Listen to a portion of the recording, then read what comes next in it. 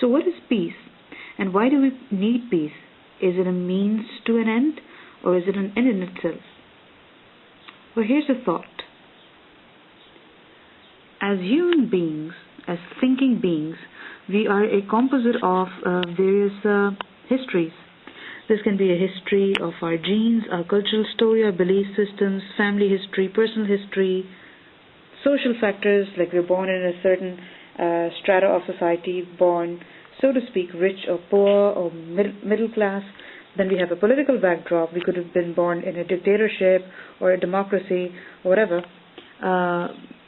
And then an economic status, which is kind of the same with social factors, but specific to the kind of money that you have. So now this is basically you. You're the human being, which encircles and encompasses all that. And I'm just drawing a rough outline of who you are. You're better looking than a blob, but this is what a human being is.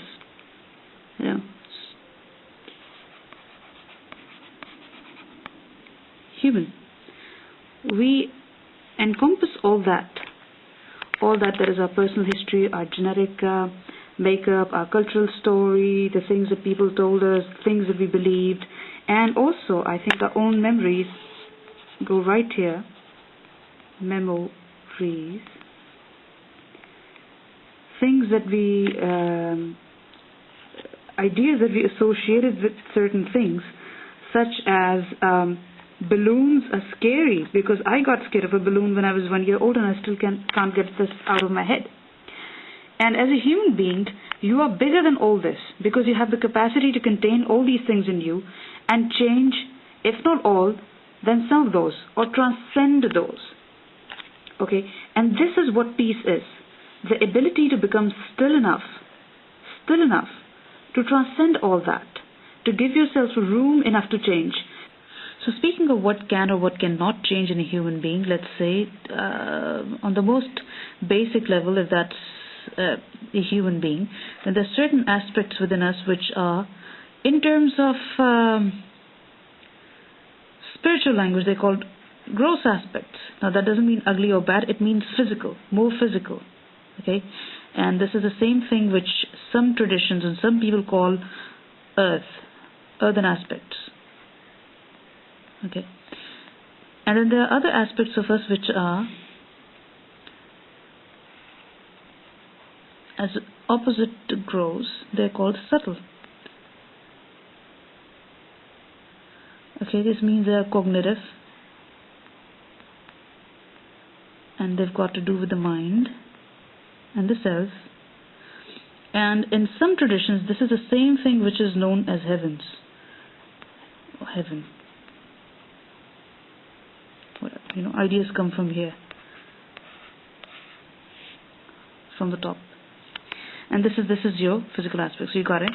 And it's not just, the subtle is not just cognition, it's your heart, and it's other subtle aspects of a human being which are within a human being.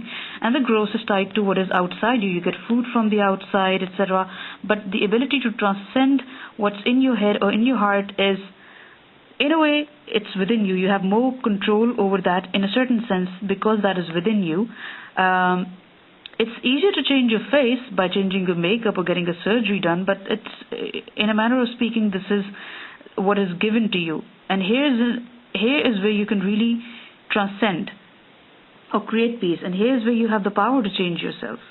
So as a human being, you have the ability to, in some senses, go beyond what your genes gave you. Those can be cosmetic or artificial changes. Or you can remain, for instance, somebody who was born without an eyesight and still become someone who has conquered mountains. There are people in this world who are examples of this, that born within certain conditions and staying alive within those conditions, they have still transcended the limitations that we associate with those conditions, such as being unable to hear or being unable to speak. Helen Keller is one good example. And there are other people who have done that. So what is peace? Peace is giving yourself room to change, and peace is being able to really erase this history and create another one. You can erase You can erase your cultural story. You can erase your personal history. Now, which doesn't mean that you go back in time, go back 2 years and try to destroy that, because you cannot. What you can do is change yourself right now, and you can become a richer person, or even a poorer person if you go that way. You can change your political history. You can change your family history in a manner of speaking by transcending above it. Transcending above it is that just because you're born into a loving family does not mean that you're going to end up being a certified good human. There are people who are born into good families and they end up doing horrible things. Likewise, there are people who are born orphans, but they do great things. There are people who are abandoned by their fathers, but they go on to become, heads of states, etc. And we've seen this happen. So all the baggage that we take from here, we're able to erase that, or able to get over the limitations that it puts on us, the stories that it tells us. And really, where does the story come from? Who says that a blind person cannot climb mountains? Somewhere in your culture. So peace is sort of getting like a clean slate for the first time. Get yourself in a place, and that place can be a physical place. Sometimes you need to get to a peaceful place, and more so, sometimes you really need to get to, a place where you can be quiet. And more so, it's in your head. That's where you create peace. That's where you say, for instance, I may be born blind, and I might stay that way because science is not yet able to bring me back my sight, but I can still climb mountains, so you've transcended that. I may be born into a poor household, but I can still work my way up and work hard and, transcend that.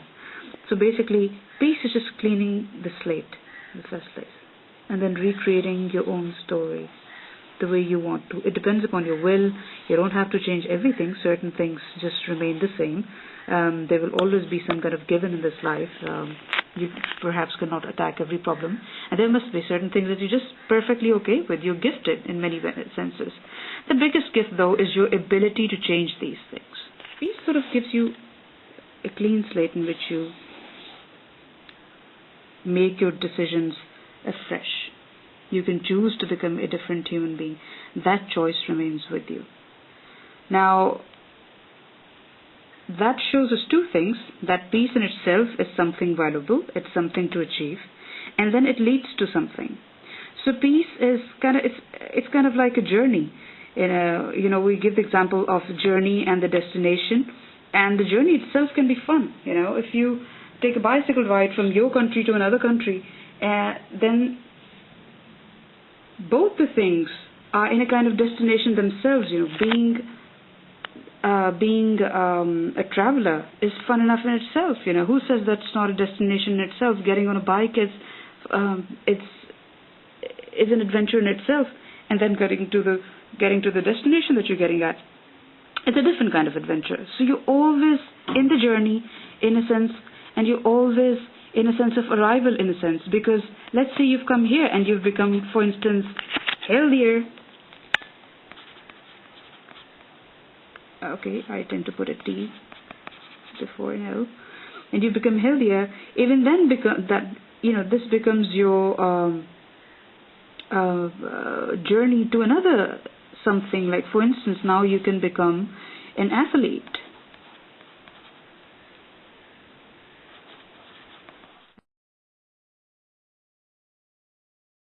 So this has become a little messy, but still, we're going to create a little more peace here. Sorry for all the ink. That's who you are. That's what your choice is, and let's call that peace. Thank you for watching the video.